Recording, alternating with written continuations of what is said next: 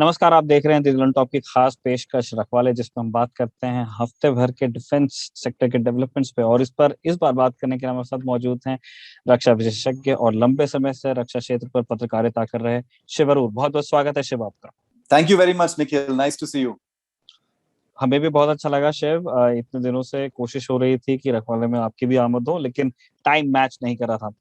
Anyways Shiv, आज हमारे पास में 3 स्टोरीज हैं और जिनको हम बारी बारी से डिस्कस करना चाहते हैं। सबसे पहले हम बात करेंगे पटनी टॉप पे जो एक बड़ा दुखद और फेटल क्रैश हुआ।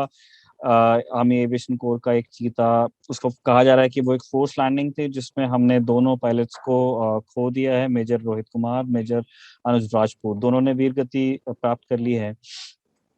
शिव, आप भी बड़े क्लोजली इस स्टोरी को फॉलो कर रहे थे।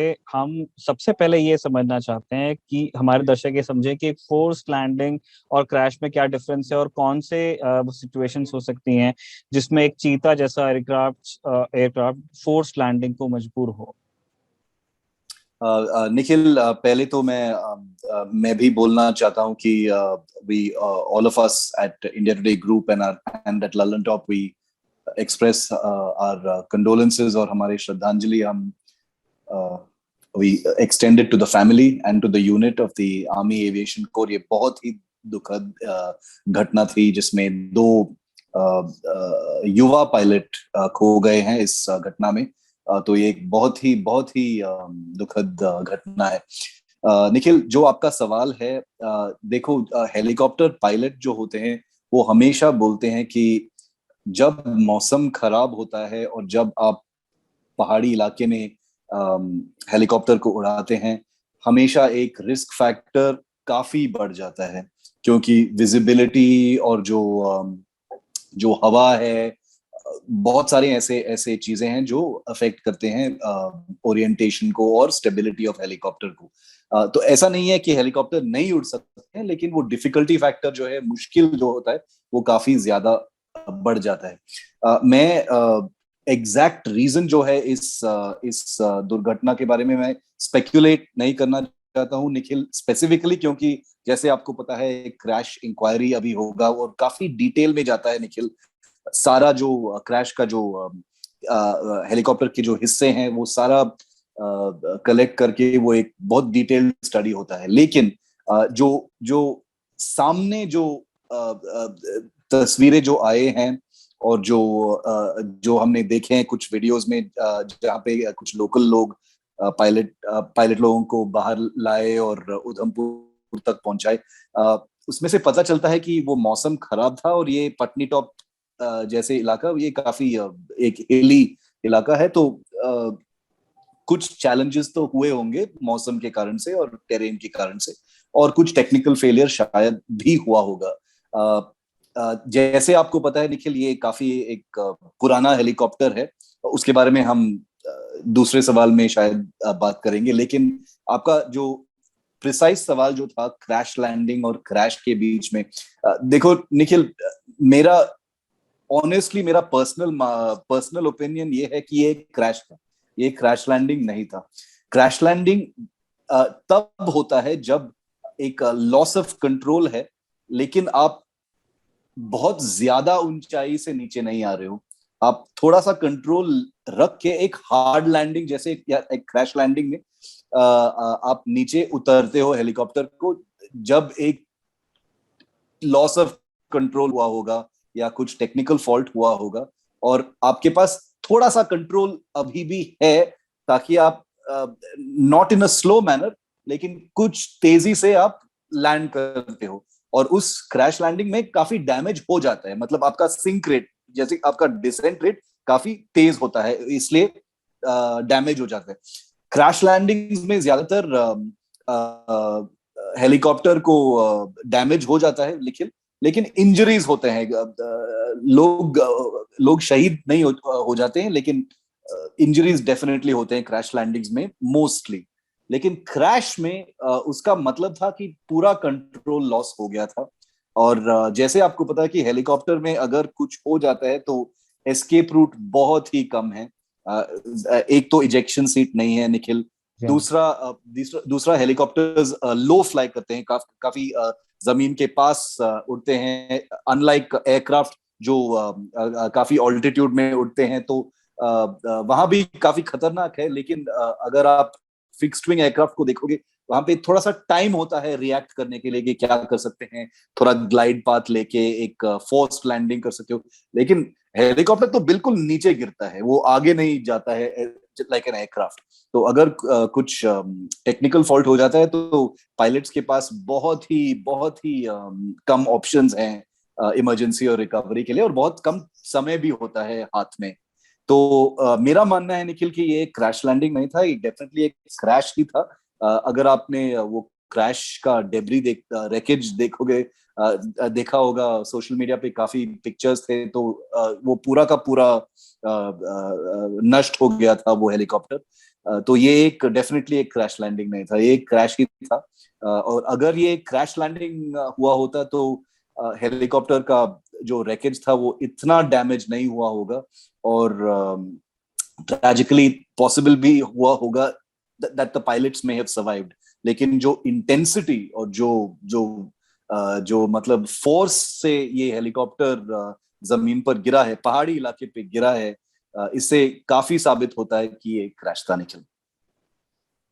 शिव, इस क्रैश के बाद में बहुत ऑब्वियस था, हम सब लोग इस डिबेट के लिए तैयार थे कि वो दोबारा वो बहस निकल के आएगी कि आप कब तक के एक 60s विंटेज एयरक्राफ्ट आपकी एयरफोर्स चलाएगी। चीता, चेतक, चीतल, जो आप मतलब फ्रेंच इंजन, ये अपने टाइम के लिए बहुत अच्छे मशीन्स थे, बहुत केपेबल मशीन्स थे, और इन्होंने बहुत अच्छे से सर्व किया है इंडियन आर्मी को भी, इंडियन एयरफोर्स को भी। लेकिन हर एयरफ्रेम का, हर टेक्नोलॉजी का, हर इंजन का एक टाइम है जिसके बाद वो ऑब्सोलीट होगी ही। कहाँ गाड़ी हमारी फंस गई है? एलयूएच आपका रेडी है, अब बहुत अच्छा परफॉर्म किया गया, हमें बताया जा रहा है ग्लेशियर पे सारी पोस्ट जहां जहां रिक्वायर्ड थी ड्रॉप्स वहां पे उसने अच्छे से कर ली हैं। आर्मी तो काफी खुश है एलयूएच से, लेकिन अभी तक के उसके ऑर्डर्स नहीं है, और जो कार 226 के ऑर्डर्स हैं वो भी अभी तक के फाइनल हमें मालूम नहीं है कि वो नंबर किस किस नंबर में ऑर्डर किया जाएगा, कहाँ बनाया जाएगा, कब आपको पहला मशीन मिलने वाला है। निखिल, ये तो एक पुरानी कहानी है इंडिया में, जो ये दुर्घटना जो होते हैं वो होते रहेंगे, लेकिन उनका जो शॉक वैल्यू है वो काफी डिसिपेट हो गया है। अभी कोई शॉक वैल्यू है ही नहीं।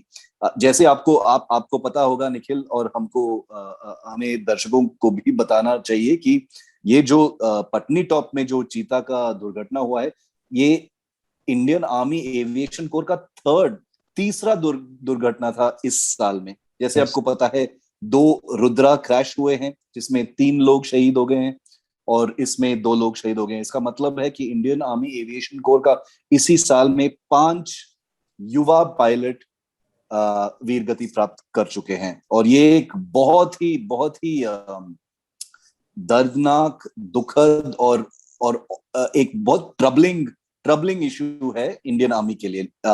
लेकिन निखिल, जैसे आपने बताया कि ऐसे हेलीकॉप्टर्स के लिए वो जो रिप्लेसमेंट प्रोग्राम था वो बहुत सालों से चल रहा है निखिल, बहुत सालों से चल रहा है। मतलब 10 साल के ऊपर से चल रहा है। जब मैं एक रूकी डिफेंस रिपोर्टर था, तब से एक रिकॉनेसेंस एंड सर्वेलेंस हेलीकॉप्टर का प्रोग्राम था, जिसमें तकरीबन 200 हेलीकॉप्टर्स की रिक्वायरमेंट थी।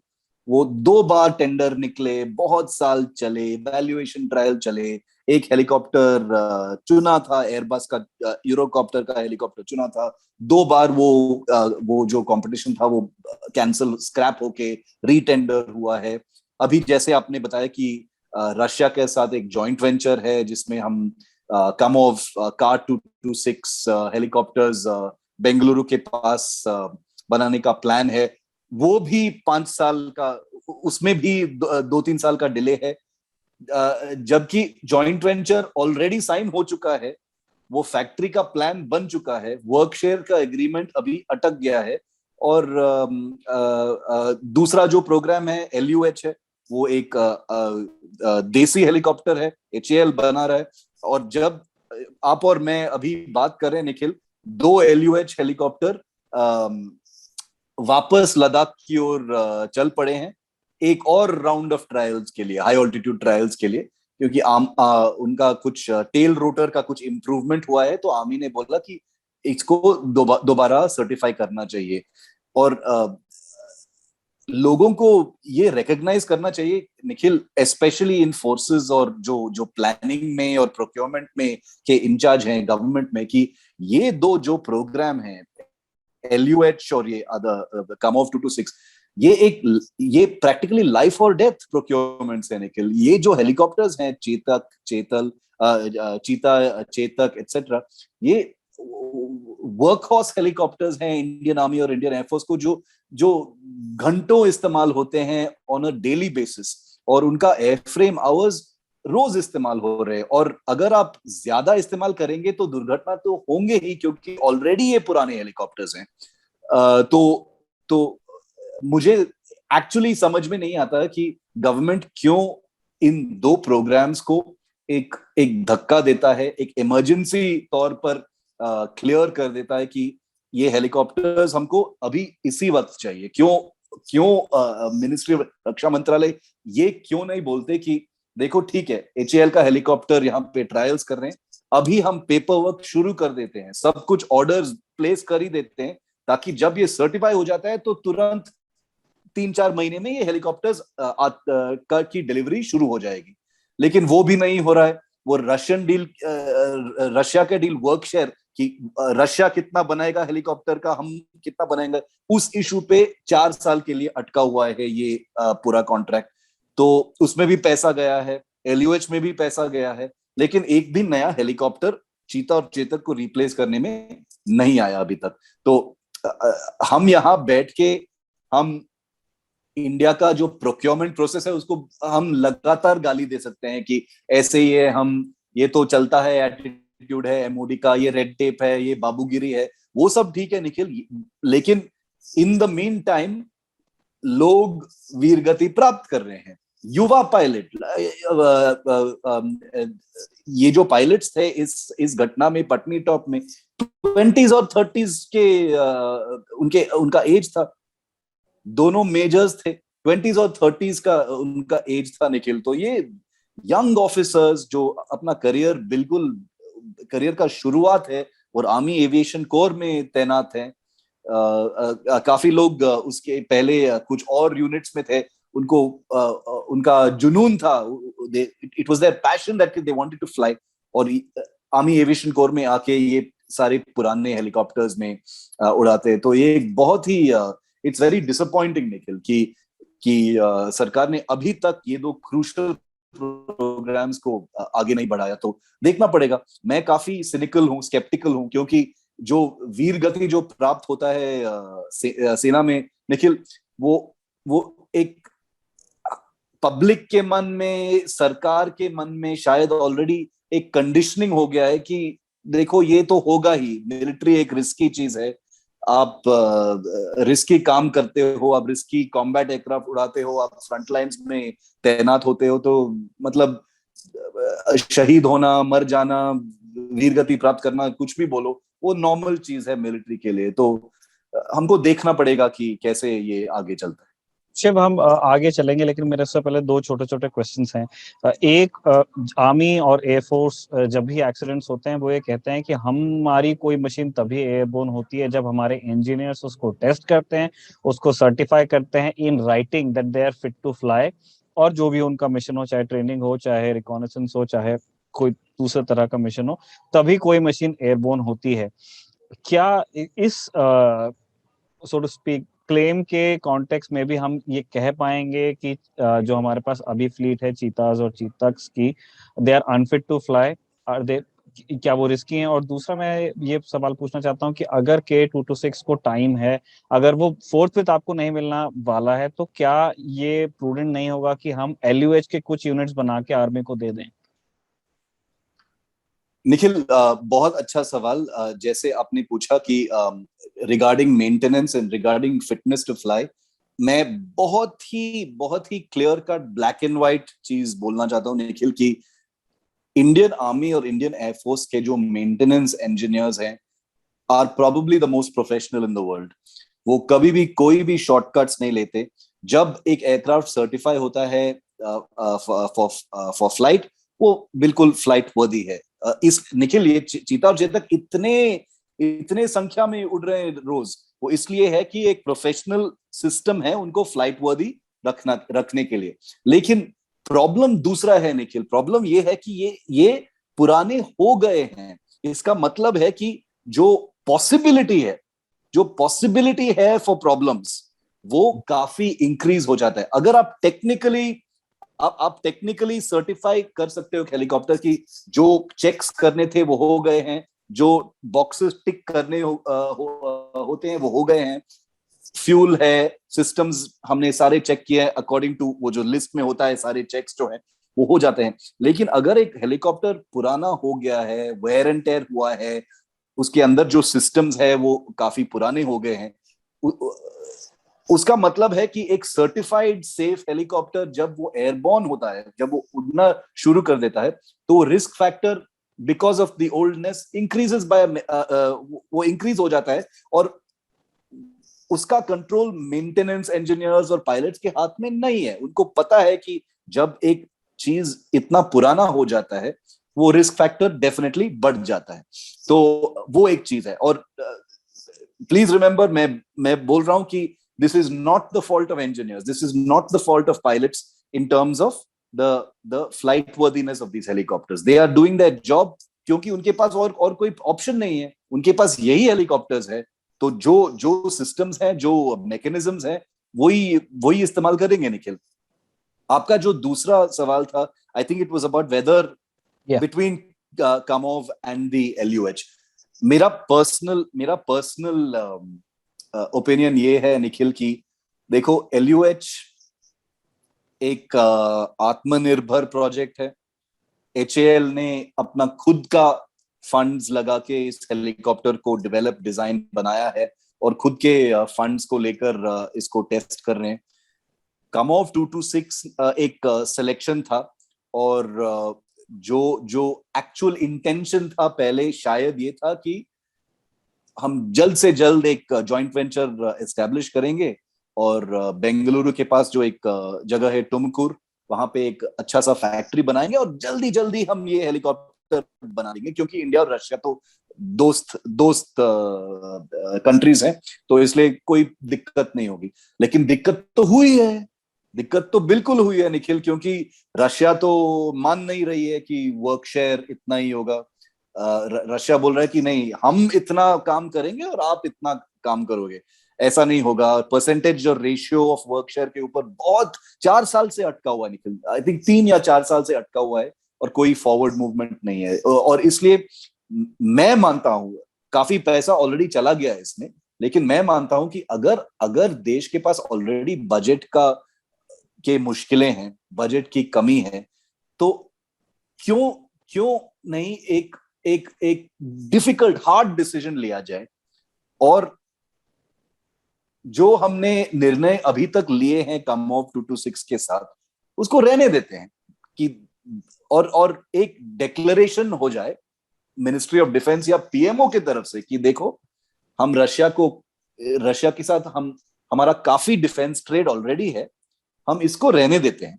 एक हाई लेवल एक डिस्कशन हो जाए कि देखो बॉस, हम इसको रहने देते हैं। हम दोनों देशों के बीच में काफी बाकी बहुत सारी डिफेंस डील्स है, S-400 है, MiG-29 का की खरीदारी होने वाली है, तो इसको थोड़ा रहने देते हैं, क्योंकि बहुत दिक्कतें हो रही हैं और हमारे सेफ्टी का इशू है।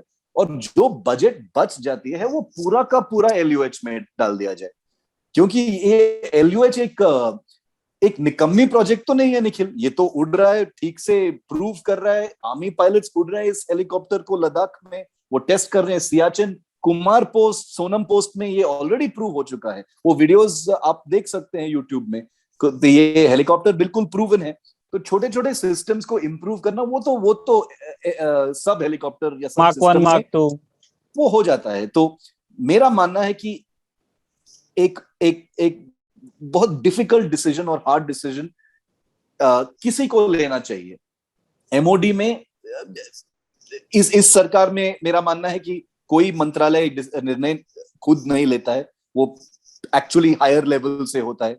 प्राइम मिनिस्टर्स ऑफिस या अजीत डोभाल के ऑफिस या कोई भी, मतलब किसी का ऑफिस, लेकिन एक निर्णय शुड बी टेकन, क्योंकि ये एक इमोटिव इशू है, it's about the lives of people. और ये सरकार जो आत्मनिर्भर भारत एंड डिफेंस के बारे में इतना बोलता है और काफी कुछ करा भी है in recent weeks, should give them credit for that.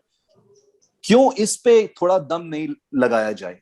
LUH एक ऐसा हेलीकॉप्टर प्रोजेक्ट बन सकता है निखिल, और आपने वो तस्वीरें भी देखे हैं, it's a very impressive helicopter, एक अच्छा लाइट हेलीकॉप्टर है। और HAL का कहना है कि हमारे पास इतना कैपेसिटी है इस हेलीकॉप्टर को बनाने के लिए, आप ऑर्डर अभी दो, कुछ ही महीनों में हम 5 एयरफ्रेम डिलीवर कर देंगे, उसके बाद हम लगातार ये हेलीकॉप्टर डिलीवर करेंगे, ताकि जो आपका रिक्वायरमेंट हो हम उसको सेटिस्फाई करेंगे। और ये हेलीकॉप्टर कंपीट कर सकता है दूसरे देशों में, एक्सपोर्ट भी हो सकता है, हेलीकॉप्टर्स की रिक्वायरमेंट काफी ज्यादा है इन अदर कंट्रीज, तो ये कंपीट भी कर सकता है। तो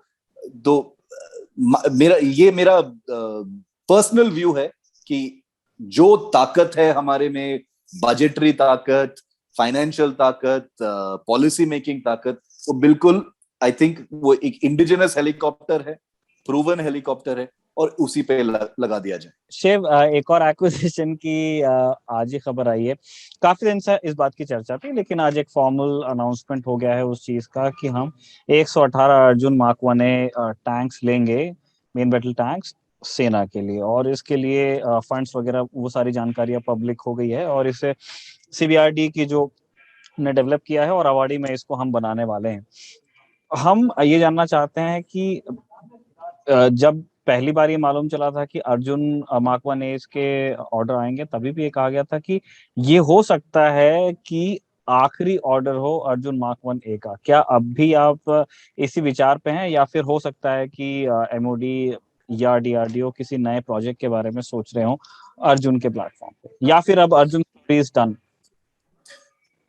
निखिल, अर्जुन का जो कहानी है, आपको डेफिनेटली पता है, बट हमारे दर्शकों को शायद पता नहीं होगा कि अर्जुन की कहानी 1971 वॉर के बाद की शुरुआत है।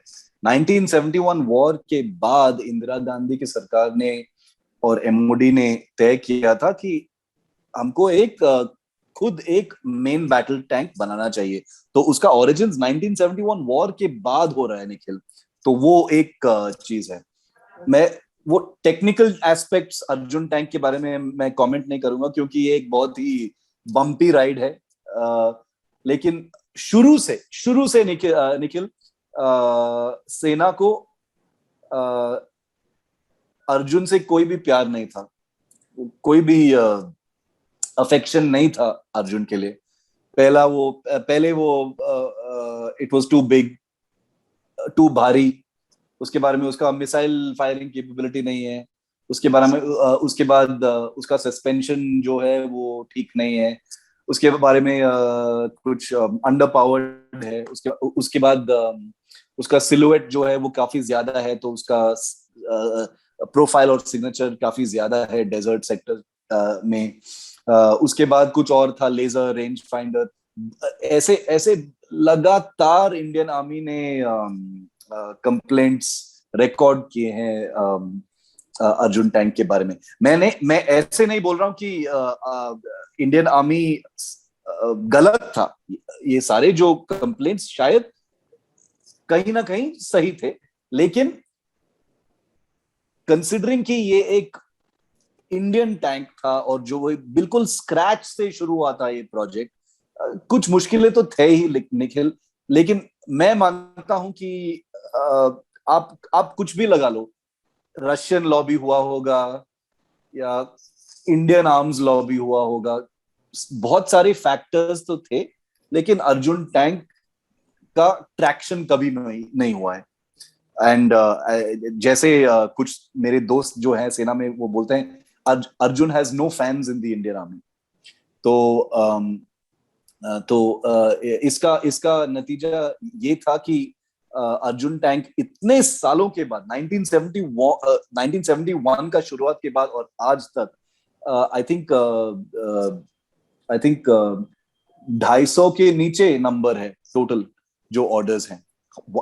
124 अर्जुन मार्क 1 और अब 118 जो मार्क 1A टैंक है। मार्क 2 का टैंक अब मार्क 1A हम बोलते हैं निखिल, क्योंकि कुछ इम्प्रूवमेंट्स आर्मी को गिव अप करना पड़ा था। तो 242 टैंक्स टोटल एक ऐसे प्रोजेक्ट का।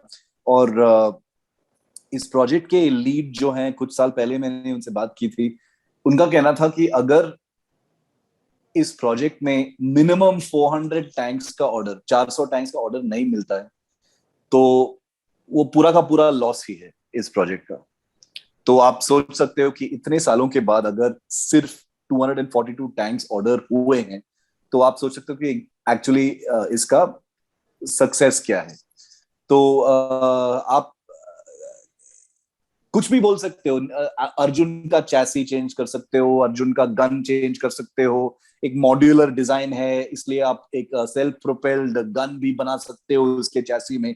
लेकिन जो जो है वो एक अभी एक इंप्रेशन बन चुका है आर्मी में कि जब अर्जुन आता है it's almost like the army is being forced to buy the Arjun.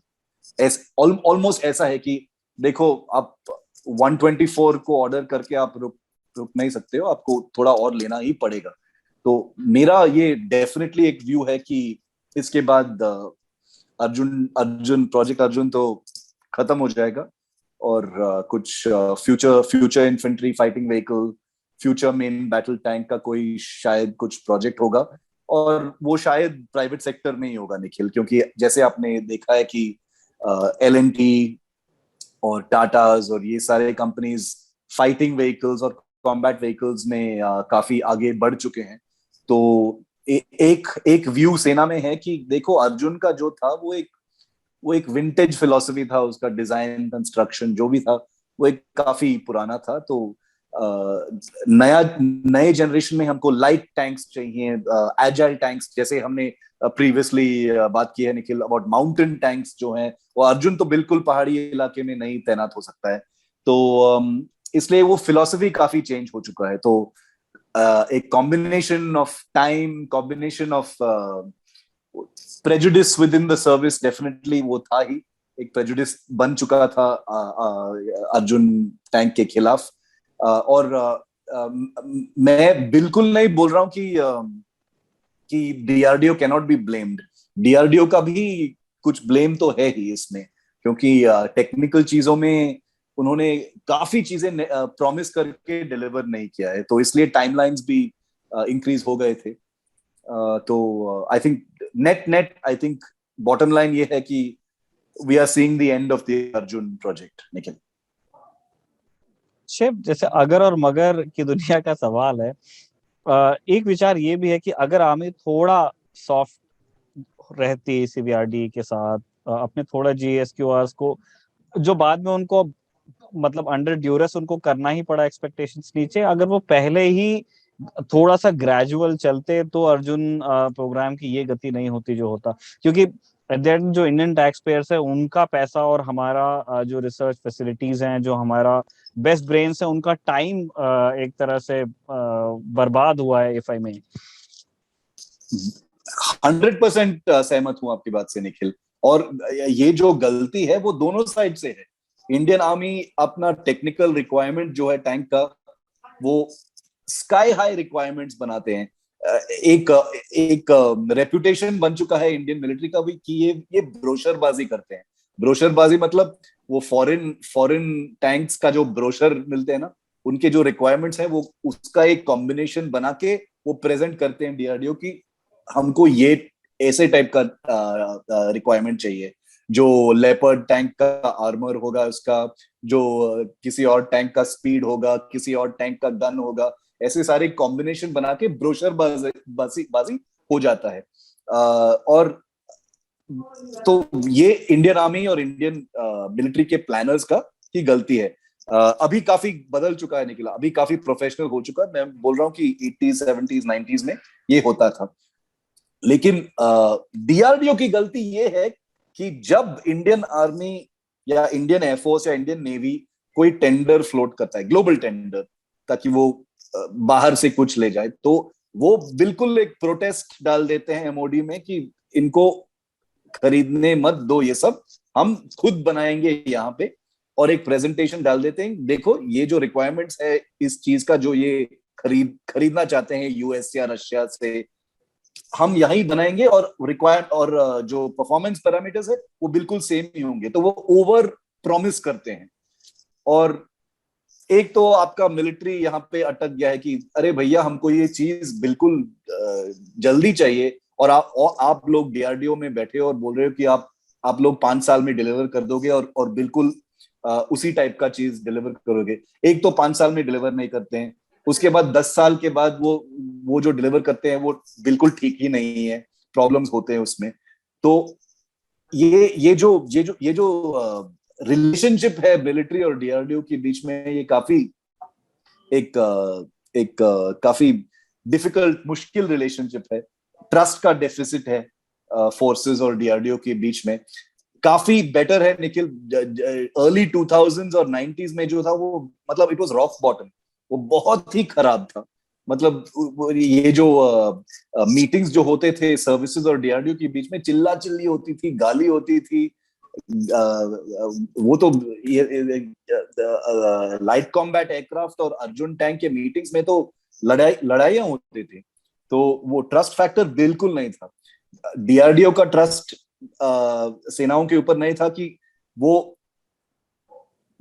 काफी कुछ मांगते हैं और जब हम डिलीवर करते हैं तो वो कुछ और मांगते हैं, और वो गोल पोस्ट शिफ्ट करते हैं और उसको शेल्फ करते हैं और बाहर से ले लेते हैं।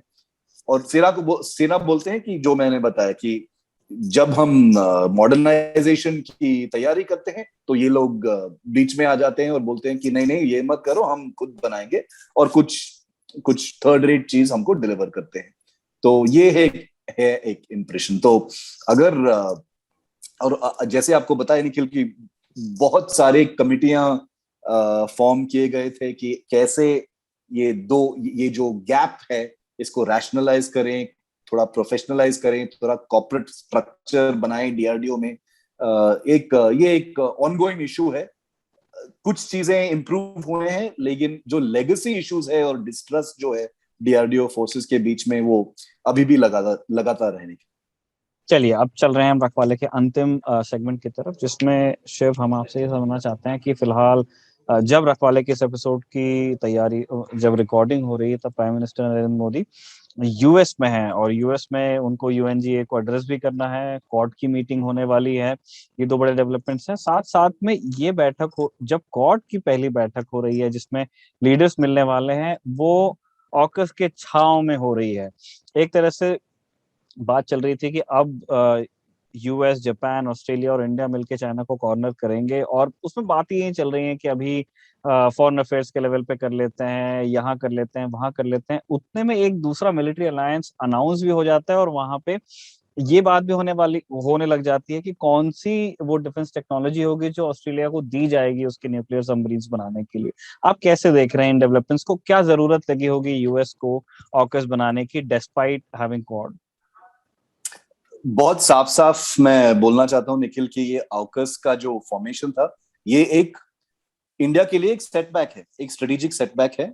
मैं बहुत ऑनेस्टली बोलना चाहता हूं। आपके कमेंट्स में शायद लोग मुझे गाली देंगे, लेकिन ये एक सेटबैक है ही, क्योंकि क्वाड जो था, इतने सालों से ये डिस्कशन था, एक स्ट्रेटेजिक डायलॉग है। ऐसा लगता है कि इंडिया और बाकी जो देश हैं जो क्वाड में हैं, उनको थोड़ा शर्म आता है क्वाड के बारे में बात करने में। वो थोड़ा टिमिडिटी है, क्योंकि चाइना का जो लूमिंग शैडो है इस रीजन में, तो वो थोड़ा सेफ प्ले करना चाह रहे थे। वो कोई अग्रेशन नहीं है, कोई दम नहीं है क्वाड में अभी तक। ये और जैसे आपको पता होगा और हमारे व्यूअर्स को भी पता होगा निखिल, क्वाड की शुरुआत 2007 में हुआ था। 2007 बहुत बहुत सालों पहले हुआ था। क्वाड की जन्म 2007 में हुआ था। वो एक्चुअली एक्टिवेट हुआ था 10 साल बाद, उसके बाद 2017 में क्वाड एक्टिवेट हुआ था। और उस टाइम भी क्वाड, आपको याद होगा कि क्वाड एक मतलब it was spoken in whispers, लोग क्वाड के बारे में मतलब इतना एक्सप्लिसिटली बात नहीं करते थे। It was only during the summit meetings, वो वर्चुअल मीटिंग्स जो हुए थे कोविड-19 पैंडेमिक के दौरान, और अभी जो इन पर्सन समिट जो हो रहा है, वो क्वाड का जो एक शेप बन चुका है कि ये एग्जैक्टली क्या है। लेकिन उसी दौरान आई थिंक ये जो ऑकस का जो फॉर्मेशन हुआ है, ये एक मैसेज जाता है not just quad but the rest of the world, कि शायद यूएस क्वाड को इतना सीरियसली नहीं लेता है। क्योंकि अगर हम टेक्निकल चीज पे आएंगे निखिल, न्यूक्लियर सबमरीन्स, हम न्यूक्लियर सबमरीन्स के बारे में बात कर रहे हैं। अनऑफिशियली ऑफिशियली इंडिया और यूएस के बीच बहुत सालों से एक कम्युनिकेशन और एक डायलॉग जारी रही है न्यूक्लियर सबमरीन टेक्नोलॉजी के ऊपर। इंडियन नेवी बहुत ही कीन था कि यूएस का न्यूक्लियर सबमरीन टेक्नोलॉजी हमारे हाथ में आ जाए। और जब ये क्वाड का जन्म हुआ था, इंडियन नेवी बहुत खुश था, क्योंकि वो इंडिकेशन ये था कि अगर क्वाड बन जाए तो उसके चैनल्स के थ्रू हमको ये टेक्नोलॉजी शायद मिल सकता है। और अगर आप क्वाड देख रहे हो तो India is the main power in the Indian Ocean, और India is the main power as a जो काउंटर वेट टू चाइना जो हम बोलते हैं। तो वो कुछ लोगों के मन में ऑब्वियस हो चुका था कि क्वाड में हमको ये टेक्नोलॉजी मिल जाएगा। लेकिन ये प्रॉब्लम है कि यूएस को इंडिया का जो बैलेंसिंग जो है, स्ट्रेटेजिक बैलेंसिंग जो है रशिया और यूएस के बीच में, जो बैलेंसिंग और नॉन अलाइनमेंट पहले कहते थे हम, और अभी वो स्ट्रेटेजिक पॉलिसी बैलेंसिंग जो हुआ, उनको बिल्कुल पसंद नहीं है। हम S-400 ले लेते हैं रशिया से, हम बहुत सारे चीजें लेते हैं रशिया से। मैं नहीं बोल रहा हूं कि स्ट्रेटेजिक बैलेंसिंग रॉन्ग है, लेकिन यूएस को ये बिल्कुल अच्छा नहीं लगता है। लेकिन ऑस्ट्रेलिया जो है वो मतलब उनका उनका मन और पॉलिसी बिल्कुल साफ है। हम एक अमेरिकन एलाय हैं, हम और किसी के पास हम एलाय नहीं करेंगे इतना ज्यादा, कोई रशिया हो, कोई चाइना है, कुछ भी नहीं, हम सिर्फ अमेरिका के पास हम एलाय करेंगे। तो इसलिए यूएस ऑस्ट्रेलिया को शायद देखता है कि ये एक dependable ally in the region है as a counterweight to China. तो इसलिए मैं मानता हूं कि AUKUS का जो अनाउंसमेंट है एक डेफिनेटली एक पॉलिसी सेटबैक है इंडिया के लिए, क्योंकि ये जो ऑस्ट्रेलिया को मिलने वाला है ये टेक्नोलॉजी और जो इंपॉर्टेंस है उस रीजन में, वो क्वाड के अंदर इंडिया को मिलना चाहिए था। और ये एक बहुत एक्सप्लिसिटली ऑलरेडी एक व्यू था इंडियन पॉलिसी मेकर्स के मन में निखिल।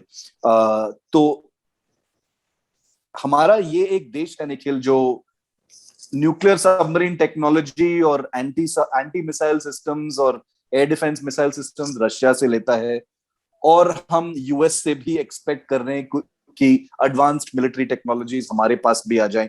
वो तो आ ही रहे हैं, लेकिन अगर आप न्यूक्लियर सबमरीन टेक्नोलॉजी के बारे में बात करते हैं, वो तो एक सेपरेट लीग ही है।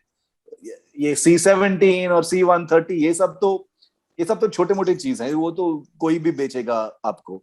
लेकिन जब आप न्यूक्लियर सबमरीन के बारे में बात करते हो तो वो एक अलग ही चीज है। तो इसलिए मेरा मानना है कि we have missed yet another bus in terms of strategic relationships. और अब हमको देखना पड़ेगा। AUKUS तो है ही, AUKUS will be strengthened. AUKUS के टर्म्स ऑफ रेफरेंस में ऑस्ट्रेलिया को न्यूक्लियर सबमरीन कंस्ट्रक्शन का नो हाउ मिलेगा। तो आई थिंक अभी हमारे पॉलिसी मेकर्स जो हैं वो शायद टेम्पररीली खुश रहेंगे कि यूएस ने बोला है कि AUKUS will not affect the quad.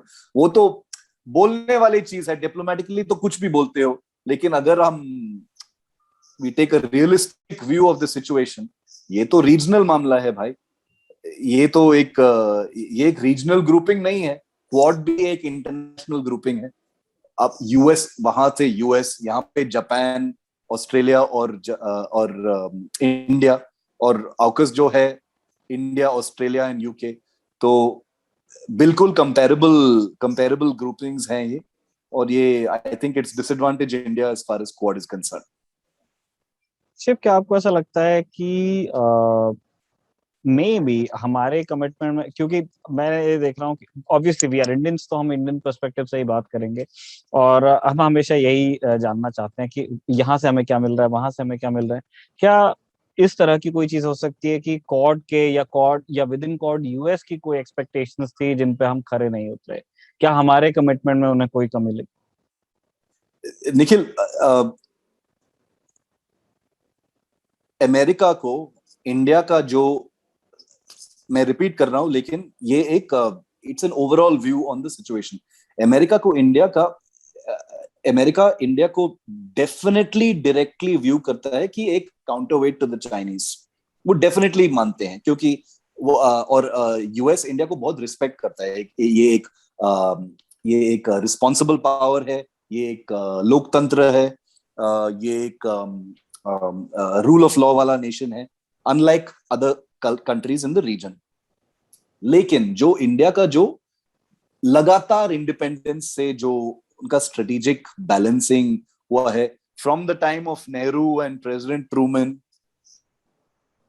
To Indira Gandhi and Nixon, उसके बाद राव पीवी नरसिम्हा राव और क्लिंटन, उसके बाद अटल बिहारी वाजपेयी और क्लिंटन के बाद एक वो जो ट्रस्ट डेफिसिट है इंडिया और यूएस के बीच में, वो 100% ब्रिज कभी नहीं हुआ है निखिल। उसके बाद बहुत कुछ हुआ है, जॉर्ज बुश और अटल बिहारी वाजपेयी के बीच में डिफेंस स्ट्रेटेजिक पार्टनरशिप जो शुरू हुआ था,